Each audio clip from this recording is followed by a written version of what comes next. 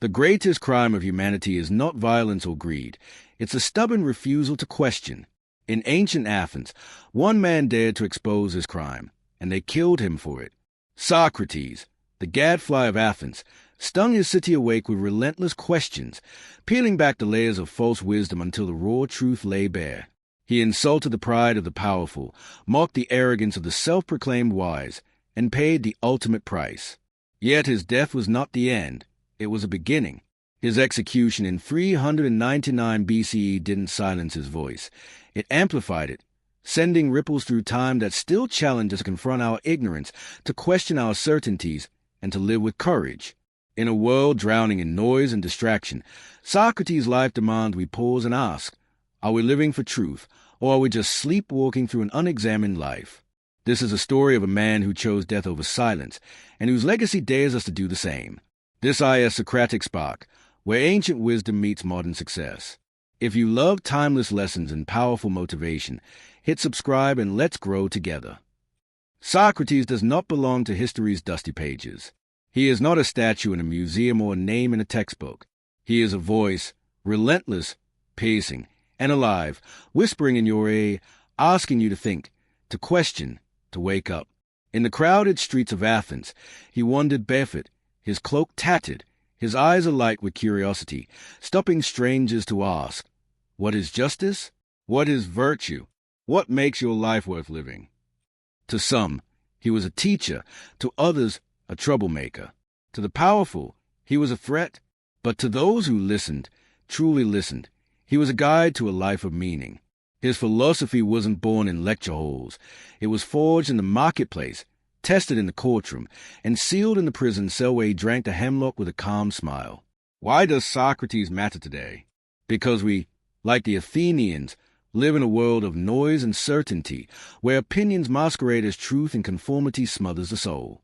His mantra, the unexamined life is not worth living, is a call to arms against complacency. In an age of algorithms, echo chambers, and fleeting trends, Socrates' questions cut through the fog, demanding we confront who we are and why we're here. He was condemned for corrupting the youth in impiety, but his real crime was exposing the fragility of false wisdom. He showed us that true courage lies not in having all the answers, but in daring to ask the hardest questions. Socrates' life is a mirror. Look into it, and you'll see not just a philosopher, but yourself, your doubts, your fears, your longing for truth. His story promises clarity, not through easy answers, but through the hard-won wisdom of questioning. It offers courage to live authentically, to stand firm against the crowd, and to seek virtue above all else. This speech isn't just about Socrates. It's about you and the life you could live if you dare to follow his example. Let's walk with him through Athens, stand with him in his trial, and discover the timeless power of his philosophy. What does it feel like to stand alone, surrounded by crowds shouting for your silence? In the Agora of Athens, Socrates knew that feeling well. Picture him there, his voice steady, his questions sharp as a blade, dismantling the certainties of a merchant, a politician, a priest. What is courage? He'd ask, not to mock, but to unearth the truth buried beneath their boasts. The crowd would laugh, or scoff, or walk away, but some would stay, caught in the spell of his inquiry. Socrates didn't question to win debates. He questioned to awaken souls. His courage wasn't in his answers, but in his refusal to accept anything less than truth. Consider the moment he faced Euthyphro, a self-proclaimed expert on piety. Euthyphro was confident, ready to prosecute his own father for murder, claiming divine knowledge. Socrates, with a twinkle in his eye, asked, "What is piety?" Euthyphro faltered, his definitions crumbling under Socrates' relentless probing. This wasn't cruelty, it was liberation. Socrates showed that true courage lies in questioning what everyone else accepts, even when it makes you a target. Today, we face our own Euthyphros, dogmas, trends, and truths we're told to swallow without question. Social media amplifies voices that demand conformity, but Socrates urges us to pause. Ask, why do I believe this? What evidence supports it? What am I afraid to question? His method teaches us to challenge not just others, but ourselves. It's uncomfortable, even painful, to unravel our assumptions, but that discomfort is the birthplace of clarity. As Plato, his student, wrote, Socrates was Athens' gadfly, stinging the sluggish horse of society awake. To question is to risk isolation, ridicule, even danger, but it's also the path to a life of integrity. Let this courage inspire us as we turn to Socrates' most radical claim, that true wisdom begins with admitting we know nothing. I know that I know nothing, Socrates declared, and with those words, he turned wisdom upside down. Imagine the shock of the Athenians, accustomed to sophists who sold knowledge like wine. Here was a man who claimed no expertise, no grand theories, only a relentless curiosity. In the marketplace, he'd stop a general and ask, "What is courage?" The general would boast of battles won, only to find his answers unraveling. Socrates didn't humiliate, he illuminated. By admitting his own ignorance, he exposed the false wisdom of others, revealing that true understanding begins with humility.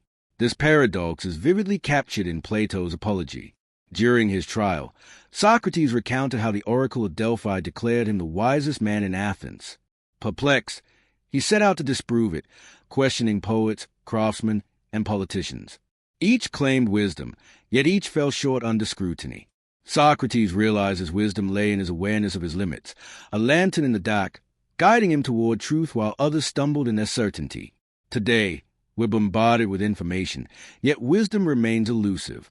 We cling to opinions, mistaking them for knowledge, afraid to admit we might be wrong. Socrates' lesson is practical. Start with, I don't know. Question your biases, your sources, your certainties. This isn't weakness, it's strength. It's a courage to let go of ego and embrace the unknown.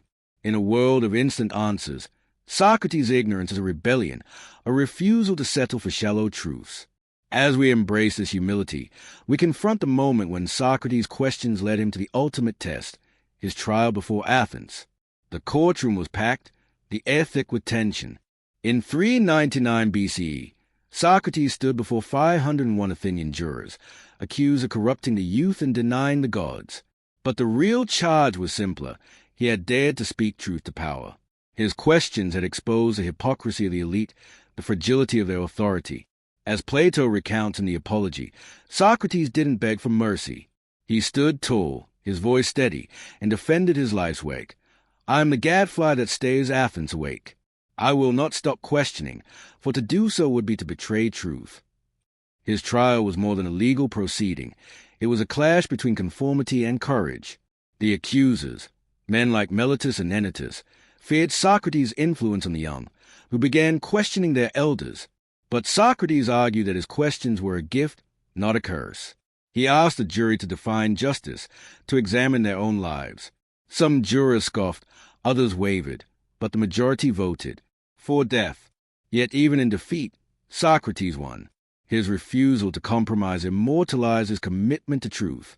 Today, we face our own trials, not in courtrooms, but in moments when we must choose between truth and comfort. When we see injustice, do we speak? When we hear lies, do we question? Socrates' trial teaches us that truth is worth defending, even at great cost. His death was not a failure but a triumph, a testament to the power of living authentically. This brings us to the heart of his philosophy, the unexamined life, and why it's not worth living. The unexamined life is not worth living, Socrates declared during his trial, words that echo like thunder across centuries. Imagine him in his final days, pacing his prison cell, his mind as sharp as ever. He could have fled Athens, as his friends urged, but he chose to stay, to face a hemlock. Why? Because to run would be to betray the life he'd lived, one of relentless self-examination, of digging beneath the surface of his beliefs, his actions, his very soul. In Plato's Crito, we see Socrates wrestling with this choice. His friend Crito begs him to escape, but Socrates asks, is it just to break the law, even an unjust one? His reasoning is meticulous, his commitment to virtue unwavering.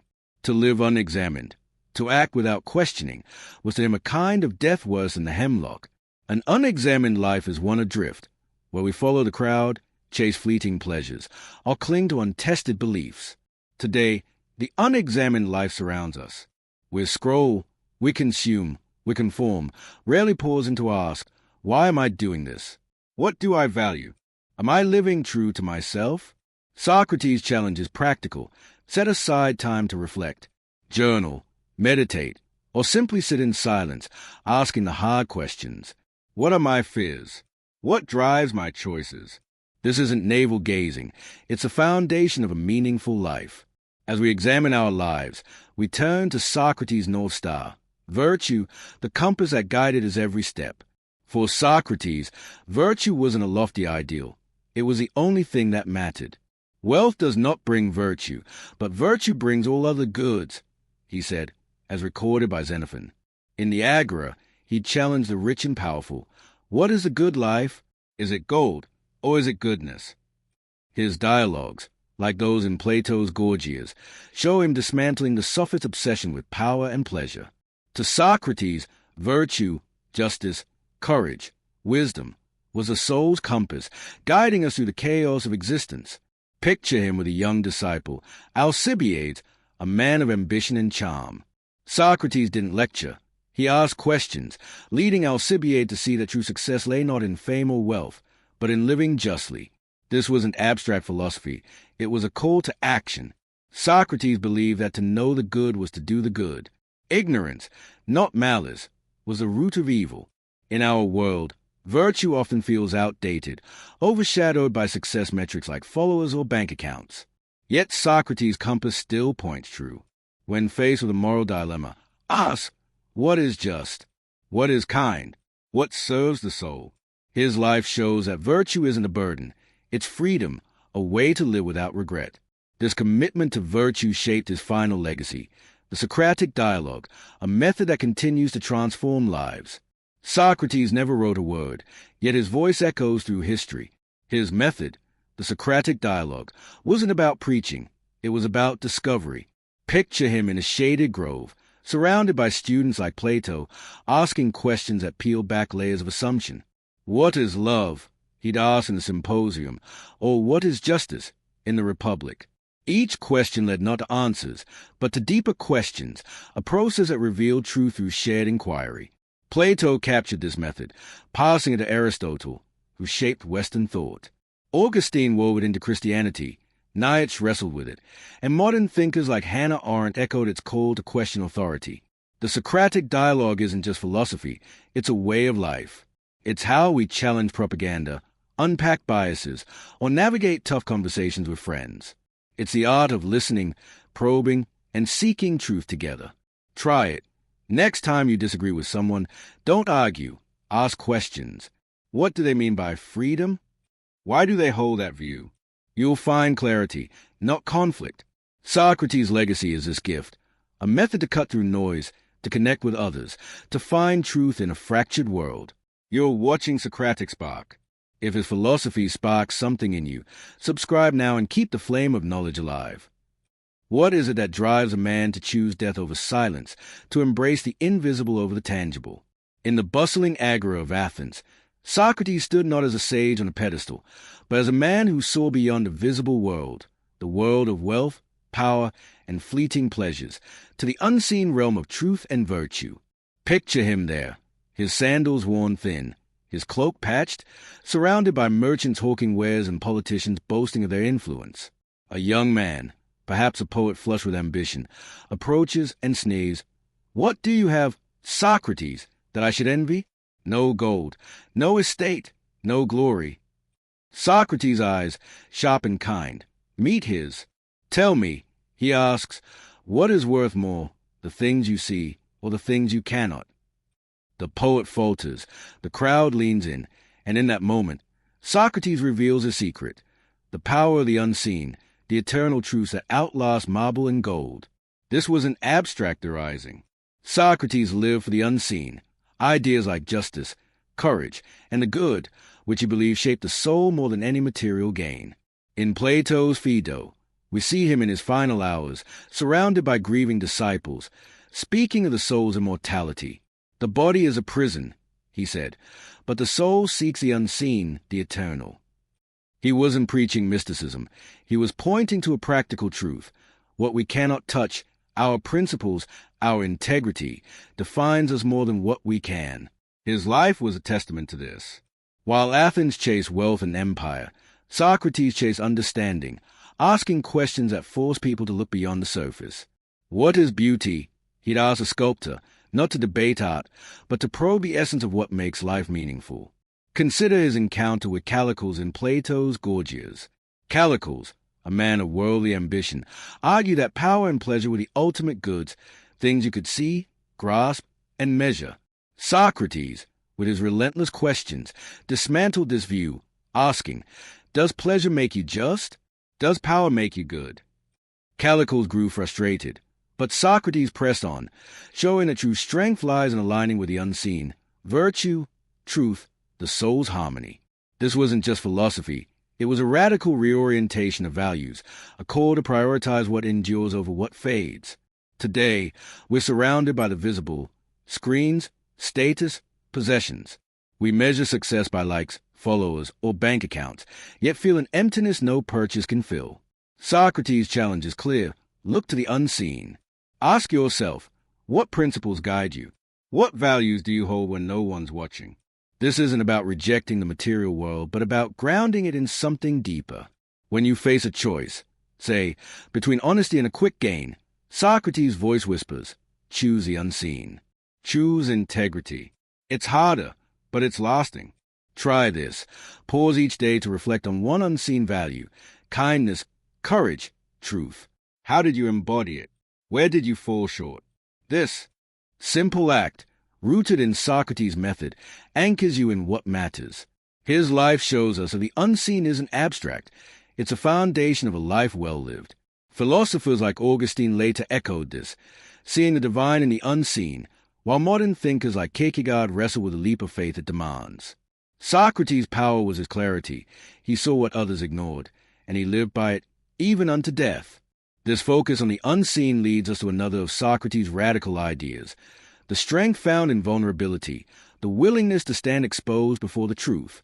What does it mean to stand naked before the truth, with no shield but your own honesty?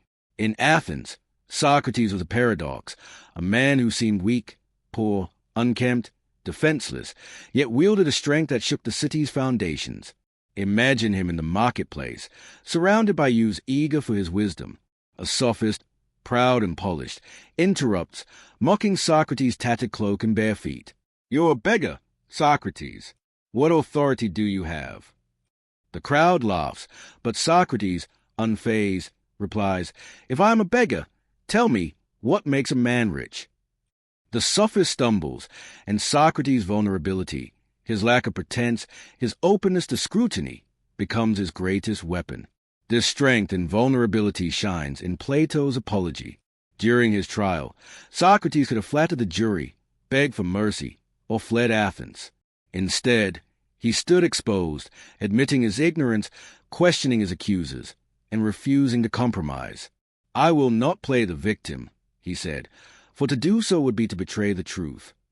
His vulnerability wasn't weakness, it was courage, the courage to let his flaws, his doubts, and his humanity be seen. He didn't hide behind titles or wealth. He stood on his questions, his integrity, his willingness to be wrong if it led to truth. Contrast this with the sophists, who cloaked themselves in rhetoric and status. Socrates' vulnerability disarmed them, revealing their own insecurities. In dialogues like the Euthydemus, he faced two sophists who tried to trap him with wordplay. Instead of matching their arrogance, Socrates admitted when he didn't know, turning their traps into opportunities for genuine inquiry. This openness drew people to him, Plato, Xenophon, even the volatile Alcibiades, because it invited trust.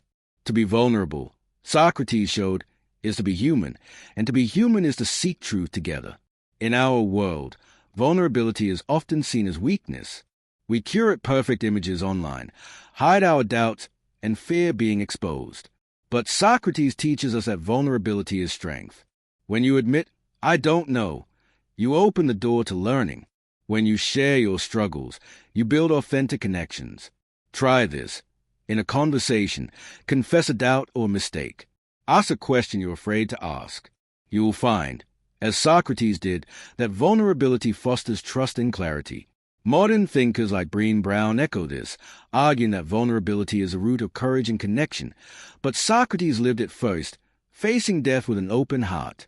This strength and vulnerability sets the stage for another of Socrates' lessons, the art of living with purpose, even in the face of mortality. What does it mean to live a life that death cannot diminish? Socrates, facing the hemlock, answered this question not with words, but with his final days. Picture him in his prison cell, the stone walls cold, the air heavy with the grief of his disciples. Crito, his loyal friend, pleads with him to escape, offering a plan to flee Athens. Socrates listens, then asks, is it just to evade the law, even an unjust one? His questions, as always, cut to the core. In Plato's Crito, we see him weigh his purpose, to live not for survival, but for virtue. A good man cannot be harmed, he said, neither in life nor in death. His purpose wasn't to outrun fate, but to live true to his principles, to embody the examined life until his final breath. This wasn't a new stance. Throughout his life, Socrates lived with purpose, guided by his inner demon, a divine voice that warned him against wrong actions. In the Agora, he questioned generals about courage, poets about beauty, always seeking the good. His purpose wasn't fame or power. It was to awaken others to their own purpose. In Xenophon's Memorabilia, we see him teaching a young man, Euthydemus, to define his goals. What do you seek? Socrates asked, wealth, honor, or something greater? Through questions, he led Euthydemus to see that a life of virtue, living justly, seeking wisdom, was the only purpose worth pursuing. Today, we're pulled in countless directions, careers, trends, expectations, yet many feel adrift. Socrates' art of living with purpose is a remedy. Ask, what is my aim? Does it align with my values? Am I living for myself or for others' approval? His method isn't about grand plans, but small, deliberate choices. Choose honesty over convenience. Choose kindness over indifference. These choices, rooted in virtue, give life meaning. Philosophers like Aristotle built on this, defining the good life as one of purposeful action, while modern existentialists like Sartre grapple with finding purpose in a chaotic world. Socrates' answer is simpler. Live for the good, and let each step reflect it.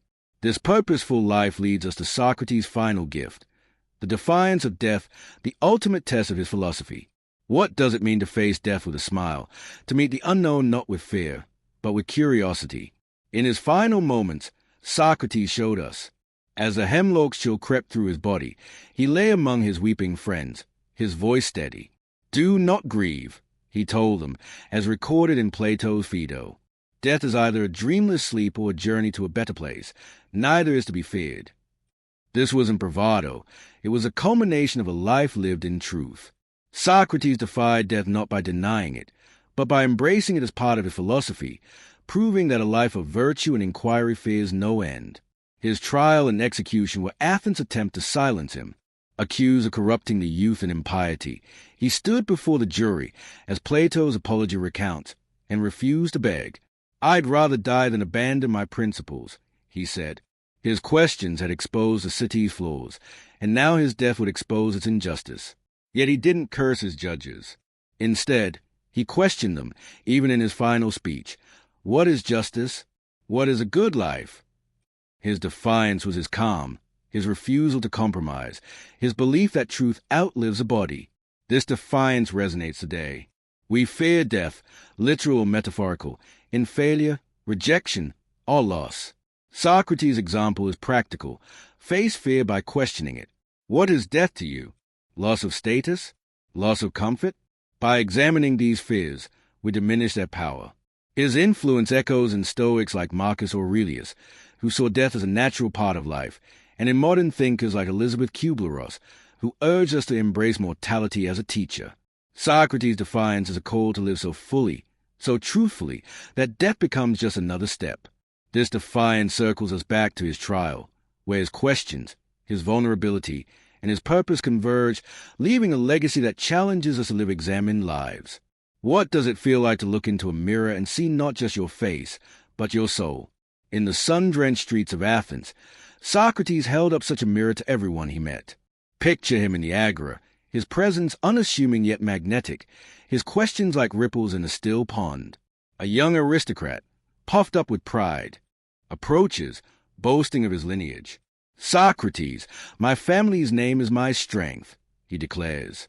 Socrates, with a gentle smile, asks, But who are you? What makes you more than your name? The young man falters, his confidence unraveling as a crowd watches, transfixed. Socrates wasn't mocking. He was inviting the man to know himself, to peer beneath the surface of status and see the raw truth of his being. This pursuit of self-knowledge was Socrates' cornerstone. In Plato's Alcibiades he tells the ambitious Alcibiades, if you wish to govern others, first govern yourself. Know yourself. This wasn't a platitude but a radical challenge. Socrates believed that without self-knowledge, all other pursuits, wealth, power, fame, were hollow. He'd ask a craftsman, you shape wood, but can you shape your character? To a poet, you write of love, but do you understand your own heart? His questions force people to confront their contradictions, their unexamined assumptions, their deepest selves. Self-knowledge, for Socrates, wasn't navel-gazing. It was practical, the foundation of a virtuous life. In the Apology, he recounts how he questioned all of Athens to understand the oracle's claim that he was the wisest. His conclusion? Wisdom begins with knowing your limits, your flaws, your ignorance. This mirror of self-knowledge is uncomfortable but liberating. It reveals not just what we lack, but what we can become. Socrates lived this daily, examining his actions, his motives, his beliefs, even as he faced death. In his cell, as Xenophon notes in Memorabilia, he reflected on his life, content that he'd lived true to his soul. Today, we avoid this mirror. We distract ourselves with screens, status, or endless tasks, fearing what self-examination might reveal. Socrates' challenge is urgent. Pause and look within. Ask, what drives me? What do I fear? What am I avoiding? Try this. Each night, reflect on one choice you made. Why did you make it? Did it align with your values? This Socratic practice builds clarity and courage. Thinkers like Augustine, who sought divine self-knowledge, and modern psychologists like Carl Rogers, who emphasize self-awareness, owe a debt to Socrates. His mirror is timeless, urging us to know ourselves so we can live authentically. This quest for self-knowledge prepares us for Socrates' next lesson, the freedom found in simplicity, a life unburdened by excess. What does it mean to live free, not of chains, but of the weight of wanting more? Socrates embodied this freedom, wandering Athens with nothing but a worn cloak and a mind ablaze with questions. Imagine him at a lavish banquet, as depicted in Plato's Symposium. The room is filled with opulence, golden cups, rich foods, the elite of Athens draped in finery. A guest mocks Socrates' plain attire. Why live like a beggar, Socrates, when you could have more? He replies, what do I lack? I have truth, virtue, and the freedom to think. Tell me, what does your wealth give you that I do not have? The room falls silent, the guest speechless, as Socrates' simplicity reveals profound truth. True freedom lies not in having, but in needing little. Socrates' life was a rejection of excess. He owned no property, sought no status, and lived on what he needed. Xenophon tells us in Memorabilia that Socrates found joy in simple pleasures, a walk, a conversation, a clear conscience. The fewer my wants, the freer I am, he'd say, a philosophy that baffled Athens' elite. In dialogues like Gorgias, he challenged the sophist obsession with wealth and power, asking, does gold make you just? Does luxury make you wise? His simplicity wasn't poverty for its own sake. It was a deliberate choice to prioritize the soul over the material. In our world, simplicity feels impossible. We're bombarded with ads, trends, and the pressure to accumulate more gadgets, more followers, more status. Yet Socrates' freedom is within reach. Ask, what do I truly need? What possessions or desires weigh me down? Try this. Declutter one part of your life, a closet, a schedule, a grudge. Notice the lightness it brings. Socrates' simplicity inspired Stoics like Epictetus, who taught that freedom comes from controlling only what you can, your thoughts and actions. Today, minimalists echo this, but Socrates lived it first, proving that less can be more. This freedom through simplicity leads us to another Socratic principle, the unity of truth and beauty, where the good life shines with both. What is it that makes a life not just good, but beautiful? Socrates saw no divide between truth and beauty, believing that a life lived in pursuit of the good was itself a work of art. Picture him in a quiet Athenian grove, as described in Plato's Phaedrus, sitting by a stream with young Phaedrus, the air thick with the scent of plane trees. A poet passes, reciting verses of love, and Phaedrus asks, "Socrates, is beauty in words or in truth?" Socrates replies, "Beauty is truth made visible. Show me a life of virtue, and I'll show you beauty." His words linger, a challenge to see the harmony between what is true and what is beautiful. In dialogues like the Symposium, Socrates explores beauty through love, not as mere attraction but as a ladder to the divine. He recounts Diotimus' teaching. Beauty begins with the physical but ascends to the beauty of the soul, of wisdom, of the good. For Socrates, a life of questioning, of seeking truth, was beautiful because it aligned with virtue. His own life, plain, unadorned, yet radiant with purpose, was proof. Even his enemies, as Xenophon notes, admitted his presence had a strange allure, not from looks but from the clarity of his soul. Today, we chase beauty in superficial ways, filters, fashion, fleeting trends. Socrates urges us to redefine it. Ask, what makes my life beautiful? Is it my actions, my values, my truth? Try this. Do one act of kindness daily, without expectation of reward, and notice how it transforms your sense of beauty. Philosophers like Plotinus, who saw beauty as a reflection of the divine, and artists like Tolstoy, who linked beauty to truth, built on Socrates' insight. His life shows that beauty isn't skin deep, it's soul deep, a radiance born of living truthfully. This unity of truth and beauty brings us to Socrates' vision of community, a city bound by shared inquiry and mutual respect. What does it take to build a community where truth, not power, holds sway? Socrates dreamed of such a city, not as a utopia but as a living dialogue. Imagine him in the Agora, surrounded by Athenians of every stripe, merchants, soldiers, youths, all drawn into his orbit. A politician, drunk on influence, boasts, "I lead the city." Socrates, with a sly grin, asks, "What is leadership? Is it to command, or to awaken?" The crowd murmurs, some nodding, others bristling, as Socrates plants the seed of a radical idea. A city thrives not on authority, but on shared inquiry, where every voice questions and seeks the good together. In Plato's Republic, Socrates sketches his vision, not as a blueprint but as a thought experiment. He asks, what is justice in a city? Through dialogue, he and his companions explore a community where each person contributes according to their nature, guided by wisdom and virtue. This wasn't idealism, it was practical. Socrates believed that a city, like a soul, flourishes when its parts work in harmony, each questioning, learning, and striving for the common good. His own life modeled this. He engaged everyone, from slaves to nobles, as equals in the pursuit of truth. Today, our communities, online or offline, often fracture under division and dogma. Socrates' city of shared inquiry offers a path forward. Ask, how do I listen to others?